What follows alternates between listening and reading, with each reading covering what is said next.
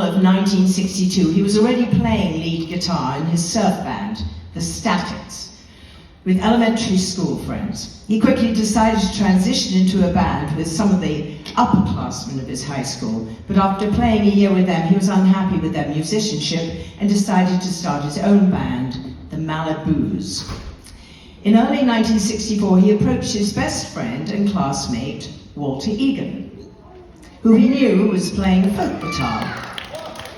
He told Walter that if he bought an electric guitar, he could join John's new band, the Malibooz. Well, John went with Walter to speak to his parents to assure them that if they gave Walter the money for the Fender Stratocaster, the Malibooz would be making enough to pay it back in time.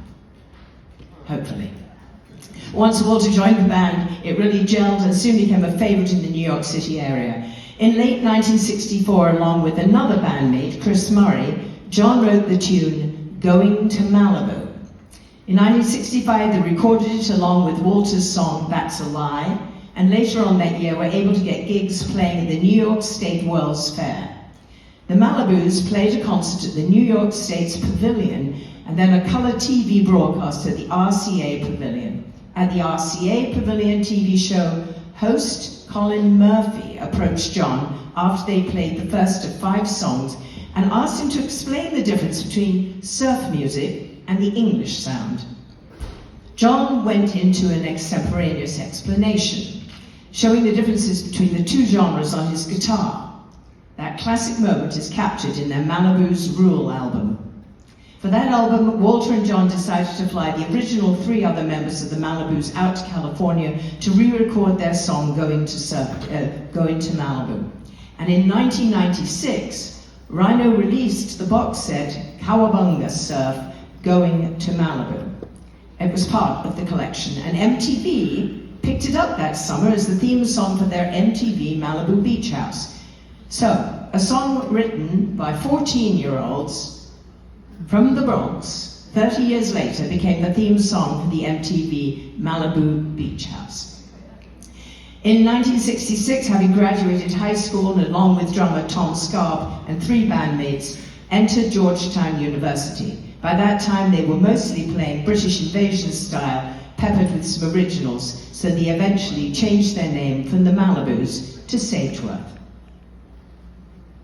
Well said, man. Sorry I don't have that beautiful English brogue, but I'll try to not punish you with my Southern California accent. After college, Walter continued as guitarist and primary songwriter for Sageworth. John played for a year with a band called Wine Dark Sea and then went to medical school in New York City, paying his expenses by doing session work and playing in clubs at night. And that's where he's earned the nickname The Rock Doc. It was actually a great story back. They played a late night session in the Greenwich Village. He's told me this, I wasn't there obviously. But they finished and then he had to go in for a 24-hour overnight stint in the emergency room. They wheeled the guy in. And as they were wheeling him into surgery, the guy looked up at my dad and said, "Aren't you the bass player from Adam Wong's?" And he gasped him, and that was probably the scariest moment of that man's life. In 1976, when Walter was signed to Columbia Records, he invited John to come out and record with him. Walter enjoyed a successful solo career capped with his mega hit Magnet and Steel. More about that to come in a minute.